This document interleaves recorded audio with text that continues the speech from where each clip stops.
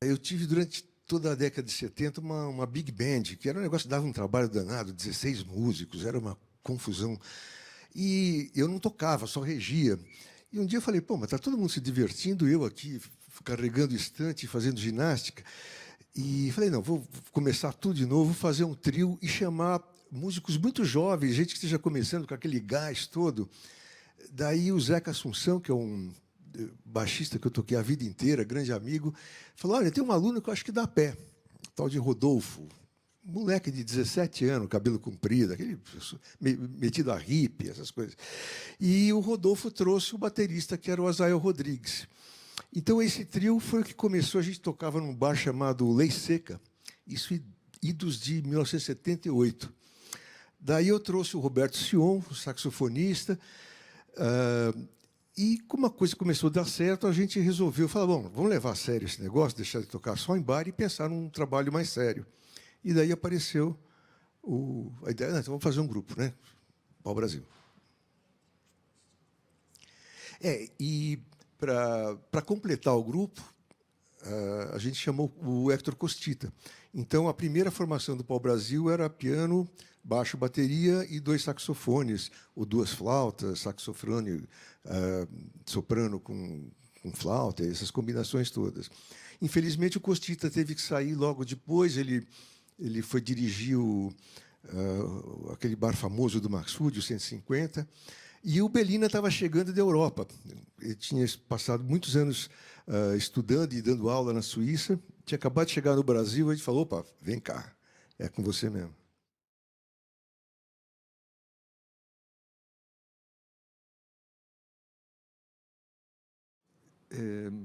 Eu tinha uma vontade muito grande de estudar, né, num conservatório europeu. E em 75 eu fiz uma primeira viagem para a Europa para conhecer, para encomendar um monte de violões. Naquela época a gente sonhava em ter os violões espanhóis, ingleses e tal. E aí eu fiz uma viagem. A primeira vez que eu fui para a Europa, eu falei, vou visitar todas as escolas de música que eu consegui e os luthiers, né, que fabricam violões.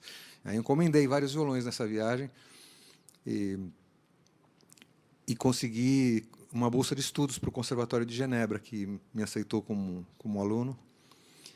E aí eu pleiteei uma bolsa aqui do governo do Estado de São Paulo, na época, a Secretaria de Cultura, uma bolsa de manutenção, e fiz as malas e fui, com a cara e com a coragem, sem saber francês direito ainda, quase nada, né? Estudar no Conservatório de Genebra. Então, foi essa a primeira ida. Eu tinha 24 anos e tal, e fui morar na Suíça, né, em Genebra. Eu fiquei quase 6 anos lá, né? 6 anos. E em 1980 estava acontecendo um movimento de música independente muito forte aqui em São Paulo, né? E eu ficava sabendo de vários amigos do Festival de Montreux, São Paulo, que aconteceu em 79. E eu estava sentindo que eu estava um pouco fora da vida musical brasileira, né? Foi uma intuição, assim. Eu estava super bem instalado, era professor do conservatório, tinha alunos, tinha minha casa, carro, estava tudo certo, podia virar suíço para sempre. Mas eu estava com muita vontade de voltar, assim. Acho que foi uma intuição que deu super certo, né? Porque eu voltei para o Brasil em 81. Cheguei em dezembro de 80, mas digamos que, né, em janeiro de 81 que eu comecei a ligar para todo mundo, falei, cheguei, voltei e tal. E aí comecei uma vida brasileira depois dessa época suíça.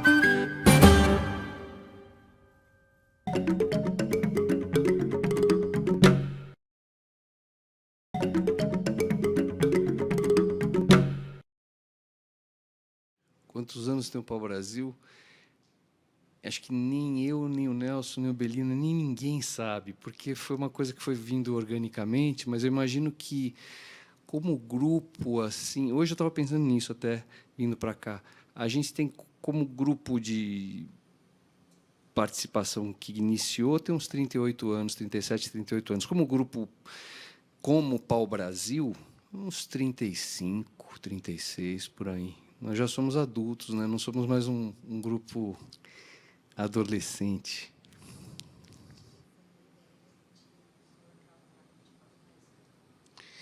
A ideia do nome do grupo...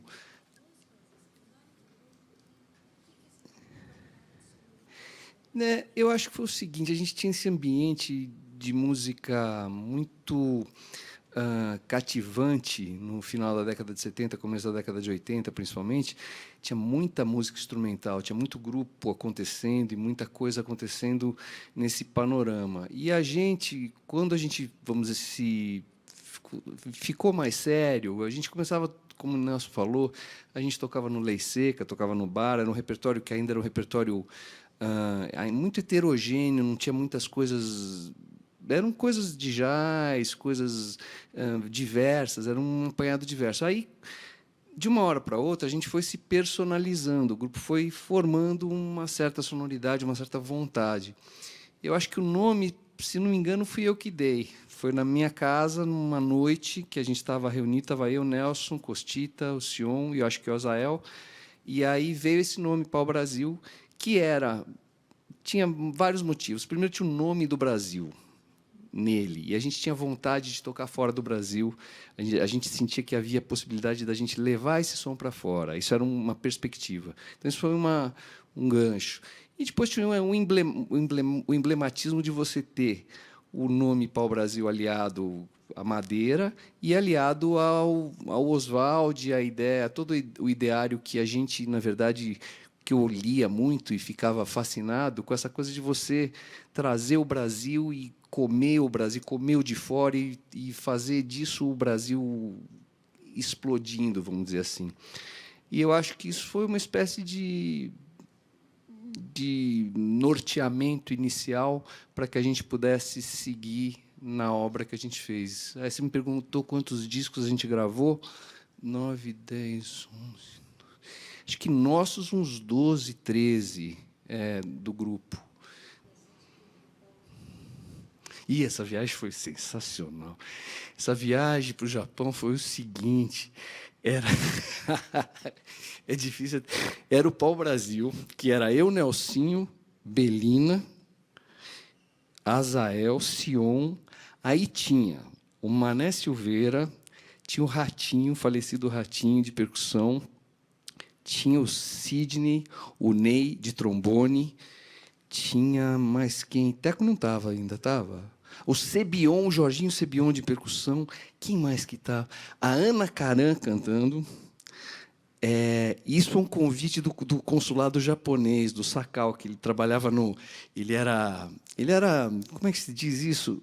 Adido cultural. Ele era um japonês pequenininho que se vestia com uma roupa do exército e que tinha uma brilhantina assim atrás. Ele era um cara meio... Mas ele era um cara sensacional. Então, foi esse time, com a Ana Karan cantando, mais umas bailarinas sensacionais. Tinha a sobrinha da Elisete, tinha a Luciana, que era minha amiga, que é minha amiga até hoje, tinha mais umas 6, 7 bailarinas.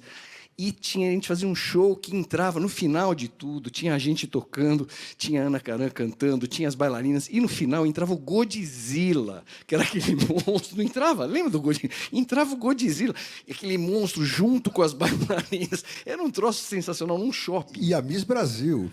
Tinha a Miss Brasil. Tinha a Miss Brasil também. Tem até, exatamente, desculpe, eu tinha esquecido. É que as histórias eram sensacionais. Foi a primeira vez que a gente foi para o Japão. Graças a Deus, voltei muitas outras vezes lá. É um país maravilhoso. Tá.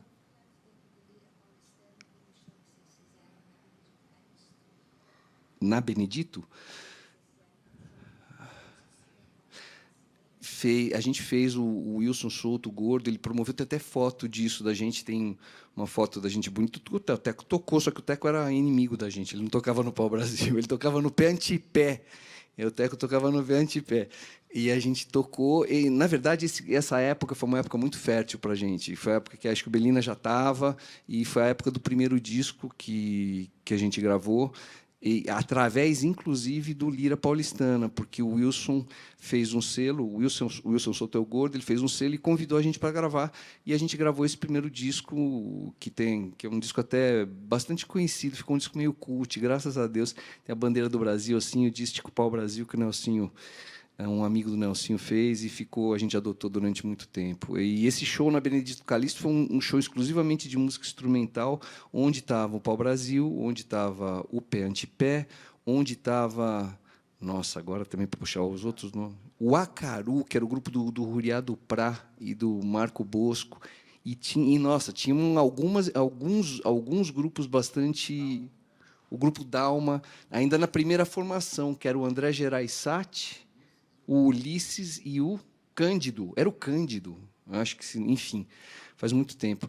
Enfim, eu acho que isso ajudou a gente muito. Eu tocava nessa época com outros grupos também, com o Grupo 1, com a Divina Encrenca. O Pau Brasil era uma coisa que estava ainda em formação, num certo sentido. E foi uma época maravilhosa. Assim, eu fico vendo hoje em dia a reprodução disso. Quer dizer, eu acho que existe hoje um ambiente de música instrumental aqui que eu fico olhando, que tem muito músico bom e que está começando isso vai florescer, vai prosperar. Acho isso maravilhoso. E foi ótimo ter participado dessa corrente.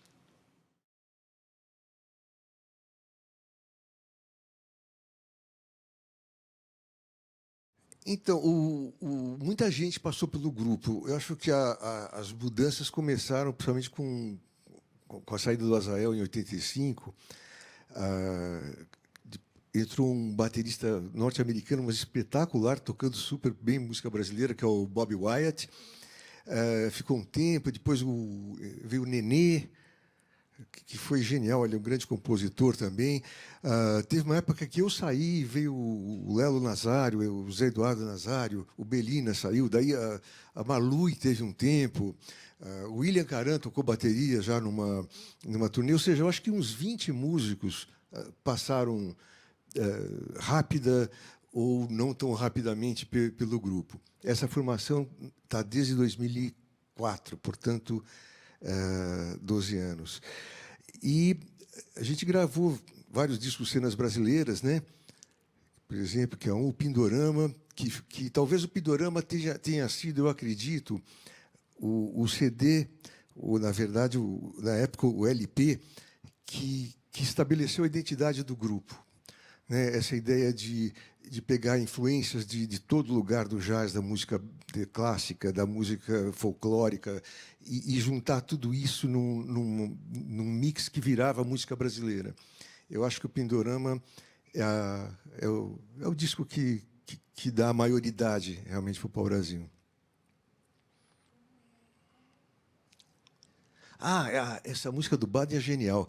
Ele tem aquela série de afro-sambas junto com o Vinícius, né? E esse é um afro-samba que eu acho que nem tem letra. E eu acho que só ele gravou. Tem letra? A letra do Paulinho Pinheiro, não sabia, olha aí. Mas é das poucos conhecidas do Baden e é genial. E chama-se Pai.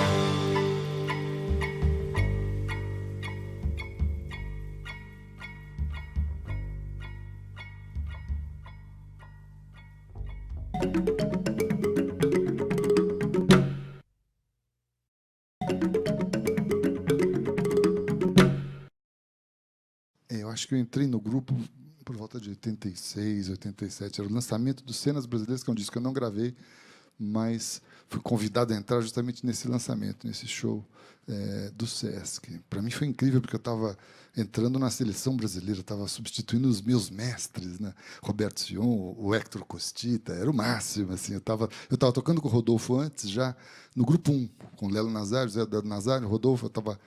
Tinha substituído os solistas, que foram o Márcio Montarroios e o Mauro Senise, já tinha gravado com o grupo 1, e aí entrei para o Pau Brasil.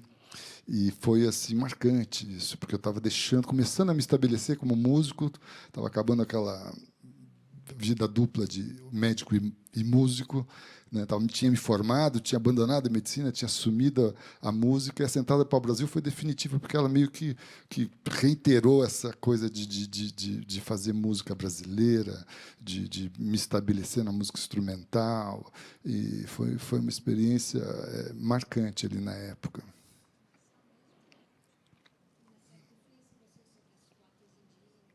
Total influência. Marluí foi muito importante na minha formação nesse lado das flautas indígenas, da linguagem, da música indígena brasileira. É uma pesquisadora incrível, é uma improvisadora incrível. E essa formação desse projeto, inclusive, do Babel, que foi o disco que a gente fez com a Marluí, com o Zé Eduardo Nazário, Léo Nazário, eu e Rodolfo, a gente entrou nesse universo de trazer essas texturas, trazer a composição, a pesquisa dela, e eu fui incorporando mais seriamente uma coisa que eu já gostava, que era colecionar instrumentos étnicos brasileiros, flautas pífanos do Nordeste, flautas colutaís da Amazônia, do Xingu, e aí a Marluí trouxe o conhecimento, trouxe esses elementos, e a gente, eu acho que ali trabalhou uma coisa muito interessante na década de 90, que foi um som brasileiro que fazia essa ponte entre o jazz e a Amazônia profunda, assim.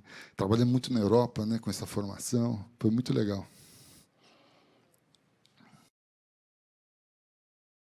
Você disse que foi a única pessoa que ficou que tem na discografia. Quem ouve a discografia completa tem que me aguentar, não tem jeito. troca o pianista, troca o saxofonista, mas o baixista permanece o mesmo. Não, mas aí quando o Nelson e o Sion saíram, cada um enfim, por um propósito diferente, eu e o Belina, a gente ficou muito imbuído. O Teco estava entrando para o grupo e eu e o Belina, a gente teve um insight assim de não, vamos segurar esse negócio aqui, vamos embora, vamos fazer. E aí a gente fez um disco. Logo nessa época a gente estava já começando a viajar bastante para a Europa, e aí apareceu um convite de uma gravadora, aliás, através até do Paulo, uma gravadora voltada para o violão chamada GHA, que é, enfim, voltada para o mundo principalmente do violão erudito, e eles convidaram a gente para gravar um disco chamado Lá Vem a Tribo. O Paulo tinha gravado um disco anterior, eles chamaram a gente para gravar um disco, e a gente fez desse disco Lá Vem a Tribo. O Nelson ainda participou do processo ainda criativo um pouco do grupo, mas aí se afastou do grupo, e aí estávamos eu, o Belino, o Teco já estava integrado no grupo, e o Nenê já fazia parte do grupo, embora morasse em Paris, ele vinha muito aqui para o Brasil e trabalhava com a gente, não foi isso, Belina? E agregado a nós quatro, e precisava vir alguém no lugar do Nelson, a gente achou que o Lelo seria um músico, o Lelo Nazário, seria um músico que preencheria o espaço do Nelson criativamente com um outro sentido, por ser um músico mais, vamos dizer, de música até contemporânea, no sentido de música escrita, erudita contemporânea, de vanguarda. Ele traria um sabor diferente para o grupo. E assim foi. Mas aí eu e o Paulo, a gente escreveu muita música junto, né? Lá Vem a Tribo tem Lá Vem a Tribo, Mintua, Saudades e Saudações. Tem umas 3 ou 4 músicas, não, já não lembro mais. Tem música sua também, o material. Foi um disco, eu diria que é um disco de passagem da gente, porque o Teco estava entrando, e já aqui, mas entrando, na falta do Nelson foi muito grande, quer dizer, o Nelson é uma presença muito forte na personalidade dele como músico, como criador, como harmonizador, como pessoa, como integrador da gente. Então, mas o Lelo veio de uma outra maneira, ele acrescentou de uma outra maneira. O fato do Lelo ter vindo no futuro, depois do Lá Vem a Tribo, logo depois do Lá Vem a Tribo, o Paulo, a gente ainda gravou o Metrópolis Tropical com essa mesma formação, que foi o primeiro disco que gravamos fora do Brasil. Eu, Teco, Paulo, Lelo e Nenê. Foi uma experiência fantástica. Foi o fato da gente ter tido a chance de tocar exportado, vamos dizer assim, de tocar onde a gente queria tocar, da gente se ouvir do jeito que a gente queria se ouvir, e ver que aquilo não era uma mentira, aquilo era que de fato o fato da gente ter tocado e ter gravado tantos discos fora foi contribuinte para a carreira discográfica e para a personalidade do grupo. E assim foi, mas acho que quando o Nelson saiu foi assim como quando o Paulo saiu, que eu estou talvez me antecipando, mas quando Paulo, porque Nelson saiu para reger, para fazer outras coisas da vida dele, Sion ia fazer outras coisas da vida dele, mas a gente já tinha o Teco, né? O Nelson a gente não tinha ninguém, e o Paulo quando saiu também foi um buraco assim, os dois, porque são personalidades muito fortes, né? Então tinha que suprir de uma outra maneira. A Marlui, quando veio, ela veio como o Teco falou, ela veio com outro universo, porque o universo do Paulo é o universo do Paulo, é ele que tem, assim como o do Nelson, é ele que tem o Teco, Mosca, cada um tem um. Se sai alguém daqui, para entrar outra pessoa é muito difícil, porque a gente tem uma comunhão de comunicação musical muito forte. Então, para acrescentar, ou para mudar, ou para o que quer que seja, no caso da saída do Nelson, tanto quanto da ausência do Nelson, quanto da ausência do Belina, a gente precisava ter gente que suprisse de uma outra maneira criativamente, que chutasse a bola para um outro estádio, entendeu? E assim foi o Lelo e assim foi a Marlui. Essa foi uma... E acho, né, Teco? Você não acha isso um pouco? Acho que é um pouco... É que o Teco... A gente aí é muito irmão. Nesse período, a gente estava muito junto, né? Eu e o Teco também, porque a gente estava fazendo as coisas muito juntas, como desde então a gente vem fazendo. Então, já são quase mais de 30 anos, assim. Isso é muito legal, porque é um grupo que a cada pessoa ele vira um novo grupo, né? Ele muda praticamente, vira do avesso, né? E tem espaço para isso. Tem grupos que não têm esse espaço. Aqui a gente tem um espaço para as pessoas realmente se expressarem, trazerem a sua bagagem, o seu universo musical e mudar. A gente acaba tocando. Eu passei por, talvez, depois do Rodolfo, sou eu que passei por mais formações. E eu tive que mudar eu mesmo, conforme as formações. Elas têm demandas, né? Com a Marluia de um jeito, com o Belina de outro, com o Nenê de bateria foi de um jeito, com o Mosca de outro. E isso é muito enriquecedor para a gente, para mim, como solista, porque eu vou desenvolvendo novos tecos a cada formação. Essa foi uma coisa que eu fiquei muito emocionado, acho que o Teco também, daqui do grupo Quem Tá Somos Nós, né? Porque a indicação para o Grammy foi a indicação por melhor no Grammy americano, não existiu o Grammy latino, né? E foi uma indicação de melhor álbum de jazz. Foi uma indicação séria assim para a gente jamais esperava estar indicado com o Babel. Que depois de tudo isso, a gente foi lá para a Noruega e gravou e fizemos um álbum muito bonito. Eu adoro esse disco. E aí, enfim, a gravadora americana, com quem a gente era co-irmão na época, colocou o disco foi indicado. Foi um momento muito forte para a gente. Olha, foi um convite totalmente inesperado. Eu estava me preparando para retornar a Nova York, onde eu havia morado um período pequeno. E eu recebi um telefonema do Rodolfo, mas a história vai além disso, né? Eu conheci o Rodolfo quando ele foi gravar um disco no meu estúdio, um disco da cantora Selmar, cantora mineira. O segundo disco dela, Sempre Viva, ele gravou 1 ou 2 faixas. E foi uma cena engraçada, quando ele entrou no estúdio, ele viu a minha bateria da marca Canopus, da marca Canopus, que o Tuti Moreno, que é o grande parceiro do Rodolfo até hoje, marido da Joyce, baterista carioca maravilhoso, usa há 30 anos e ninguém tinha essa bateria no Brasil. Ele jogou o baixo dele no chão, olhou para mim e falou assim: de quem é essa bateria? Só o Tuti Moreno tem essa bateria. Então foi uma empatia de cara, assim, apesar que eu estava de engenheiro de som, não de baterista, mas a gente se curtiu nesse dia. E logo em seguida, um mês depois, eu recebi um convite também inesperado para fazer uma substituição de emergência no trio do maestro Nelson Aires, que tinha um programa no Supremo, tocava uma vez por mês no final de semana, sempre com um convidado. E o Bob White não poderia fazer, teve que fazer uma viagem de urgência para os Estados Unidos, e acabaram me telefonando, e eu conheci o Nelson no palco. O convidado era o Ulisses Rocha, que foi meu professor na Unicamp, onde eu estudei. Então, foi um barato. Ao mesmo tempo que eu estava confortável com o Ulisses, eu estava um pouco inconfortável, porque eu não conhecia nenhuma música. E a gente fez um ensaio rápido na passagem de som e fizemos um show. E foi incrível.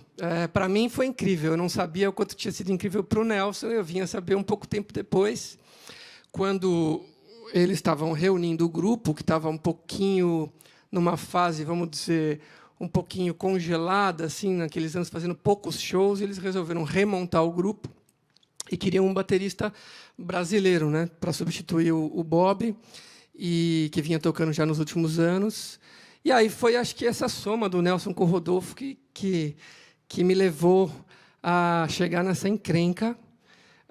Foi uma coisa, assim como o Teco disse, que para ele foi tocar com os ídolos, para mim também, porque eu ia assistir o Pau Brasil quando eu tinha 15 anos, assim, como eu via o Hermeto, como eu via o Egberto, como a gente via todos os grupos, Zona Azul, enfim, todas as nossas referências. O Pau Brasil sempre foi uma grande referência para mim.